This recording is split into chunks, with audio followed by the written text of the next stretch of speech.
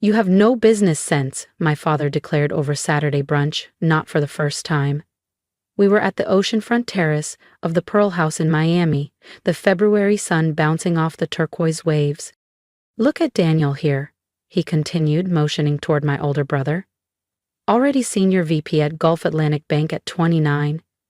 Meanwhile, you're still tinkering with that little app business.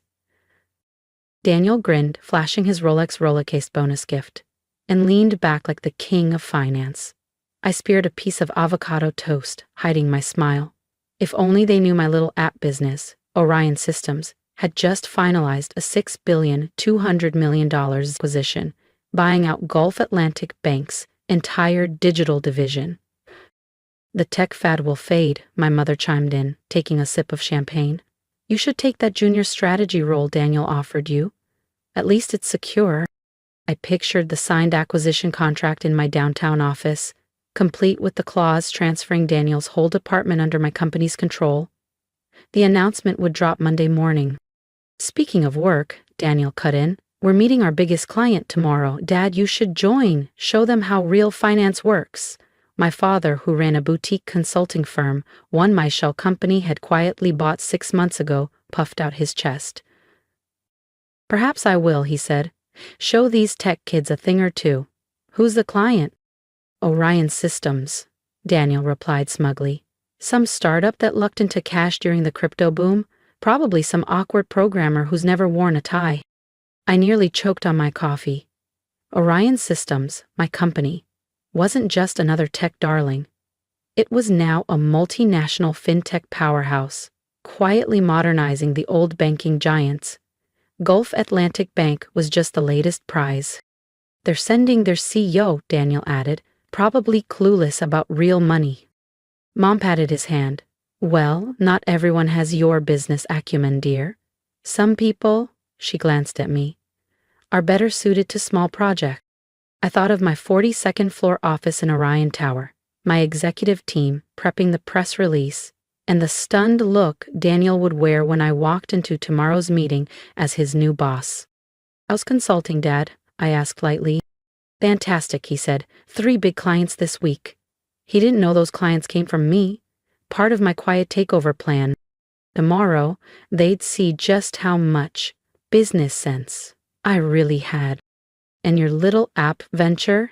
Daniel smirked over the rim of his espresso. Still camping out in that co-working space? Actually, I owned the co-working space, and the building it was in, and 2/3 of the block. Getting by, I said lightly, swirling the last sip of my iced coffee. Speaking of work, I added, I should go. Big meeting tomorrow. Barista interviewed? Daniel snorted. Something like that. I slid on my thrift shop Casio. Actually a custom $95,000 Patek Philippe disguised in a cheap case, and stood to leave. Take the strategy job, sweetheart, Mom called after me, before your startup collapses and you have nothing. 5 minutes later, I slipped into my Bentley Bentayga, parked discreetly around the corner. Back at my condo, I traded jeans for a midnight blue Armani suit, Louboutin pumps, and my actual diamond-studded Rolex. My phone buzzed. Ms. Vega, my assistant, texted. Merger contract signed, press release queued for 9 a.m. Perfect. Daniel's big client meeting was at 10. Another text came in. Your father confirmed he'll attend Gulf Atlantic's presentation. Even better, they'd all be in the same room when their hierarchy toppled. Is the deck ready? I typed. Yes. First slide lists Orion Systems' full acquisitions including Gulf Atlantic's digital arm and Vega Consulting. I smiled. 4 years they'd dismissed me as a dreamer, plain entrepreneur. Tomorrow they'd see what real business acumen looked like. Monday, 9:45 a.m. I stood in the private elevator of Gulf Atlantic Bank's Brickell headquarters, my reflection gleaming back from the polished steel doors. The Orion Systems pin on my lapel caught the light. Beside me, my CFO Michael Chin scanned his tablet. Stocks are up 32% since the announcement. Your brother's been calling his broker all morning, and your father? Arrived early, holding court about his expertise. Michael smirked. Should I tell him Vega Consulting's been ours for 6 months? Not yet, I said. That surprise belongs in the presentation. The elevator opened onto the executive floor. Through the glass, I saw the boardroom, packed with Gulf Atlantic's top brass. Daniel stood at the head rehearsing his pitch. Dad sat front and center, already commanding the room with his booming voice. They've set up quite a performance, Michael remarked, scrolling through his tablet as we stepped off the private elevator. Your brother's presentation claims Gulf Atlantic will educate Orion Systems on proper financial management. I adjusted the lapel of my Armani jacket. Perfect. Let's show them what inexperience really looks like. The glass-walled boardroom went still as we entered. Daniel's rehearsed smile flickered. He'd clearly been expecting a 25-year-old in sneakers and a hoodie, not a power-suited woman exuding authority. Welcome to Gulf Atlantic Bank, he said quickly, regaining composure. I'm Daniel Vega, Senior VP of Digital Strategy, and you are? Isabella Vega, I replied evenly. CEO of Orion Systems. My father's eyebrows shot up at my surname, one I'd made global when I founded the company. Vega? Any relation to... Let's begin, I cut him off, sliding into the seat at the head of the table. I believe you have a presentation prepared for us. Daniel launched into his deck, peppering it with overly simplified explanations of risk analysis and capital flow. I let him run for 10 minutes before raising my hand. This is interesting, I said, but perhaps we should address the real reason we're here. He smiled condescendingly. Of course, we can slow down if the terminology is too complex. Oh, I understand perfectly. I glanced at Michael, who tapped a button on his tablet. The room's screens lit up with breaking headlines. Orion Systems acquires Gulf Atlantic Digital Division. Fintech giant expands global portfolio. Wall Street reacts to Vega's latest multi-billion-dollar move. Daniel's clicker slipped from his hand. What acquisition? The one that makes me your new boss, I said calmly. Effective immediately. Dad shot up so fast his chair clattered backward. Isabella, what is this? This, I replied, advancing the slides, is business, the kind you said I didn't understand. The display filled with Orion Systems portfolio, market cap, and acquisition history. In the corner, Vega Consulting, my father's pride and joy, appeared under our subsidiaries. That's my company, he stammered. Was your company, I corrected. We acquired it 6 months ago through a holding firm. Those 3 new clients you bragged about last week? They came from us. Daniel's voice cracked. But you're just a startup founder. Michael stepped in smoothly. Actually, Ms. Vega built one of the world's largest tech conglomerates. Gulf Atlantic's digital arm is our 7th acquisition this year. I leaned back, savoring the silence. Now, shall we get to real business? If you want to see what happened when the boardroom doors closed and how my family reacted after the meeting, make sure you subscribe so you don't miss the next chapter. The boardroom rippled with whispers as my family's carefully crafted illusion collapsed. Daniel's $12,000, its Italian briefcase, once flaunted as proof of his superiority, now looked like a cheap prop next to the understated watch on my wrist, worth 3 times as much. Now, I said evenly, let's address the restructuring. Michael stepped forward, handing out leather-bound folders. Inside was the new organizational chart. Daniel's name was nowhere to be found. You're firing me? He asked, voice cracking. Offering you a different opportunity, I corrected. Junior Strategy Analyst's Singapore office.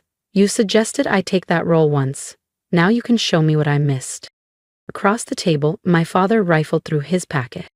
Your consulting contracts will be honored, I assured him, under new management, starting with a full audit of your client relationships. You can't do this, Daniel barked. Dad, tell her she can't. Actually, she can, Michael said coolly. Mrs. Vega holds controlling interest in both companies. The paperwork was finalized last week. I rose, smoothing my jacket. You'll have time to review the documents. HR will be in touch about transition packages and new assignments. At the doorway, I paused. Oh, and Daniel? Your prize Panerai watch. I own the parent company now. I lifted my own, no longer hiding it behind a bargain case disguise. Meeting adjourned. In the elevator, Michael glanced at his tablet. Your brother's already called his lawyer. Your father's attempting to access the consulting firm's accounts. They were frozen an hour ago. And your mother? Still at lunch at her country club. Let her enjoy it, I said. The club's part of our hospitality portfolio now. She can have one last meal before her membership's revoked. 1 month later.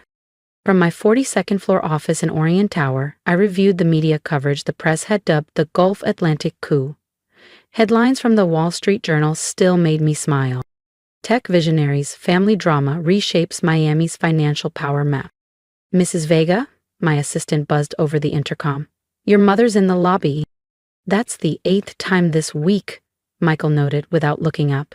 Shall I call security? No, I said, turning toward the floor-to-ceiling windows. Send her up. When she arrived, she looked smaller, without the designer armor, without the sun-kissed glow of the club, and with silver roots creeping into hair that was once perfectly styled. Her outfit, bland slacks and a wrinkled blouse, probably cost less than the Mont Blanc pen on my desk. Isabella, she began, but her words faltered as her eyes swept across my office. The panoramic view over Biscayne Bay, the quiet hum of power, the understated wealth she'd never acknowledged. We need to talk about. I gestured toward the Italian leather chair across from me. Worth more than her car. Your brother, he's considering the Singapore position. Good. He'll start at entry level, no shortcuts. But his experience got him rejected from 3 interviews last week. I cut in. Amazing how quickly doors close when you can't back up your bragging. Her hands twisted in her lap. And your father is under investigation by our audit team, I said. Seems his business expertise included creative accounting. He was protecting the family name. No, he was committing fraud. The only reason he's not facing charges is because I buried the evidence. Her shoulders sagged. The country club board voted you out last week, she said quietly. I know, I own the club now. Her voice cracked. Why are you doing this? We're family. Family? I turned my monitor toward her, displaying archived emails. Like when you told the bank not to fund my first startup?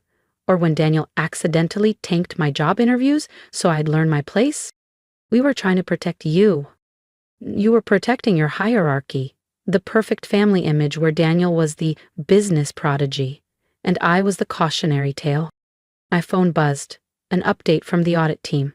Dad's consulting firm had years of hidden losses buried under inflated invoices and phantom clients. Your father needs help, she tried again. His reputation is exactly what he's earned, I replied, sliding the audit results toward her. He spent years telling me I had no business sense while running his company into the ground. Consider this a lesson in irony. And Daniel, she asked? Singapore is his chance to learn business, not just talk about it.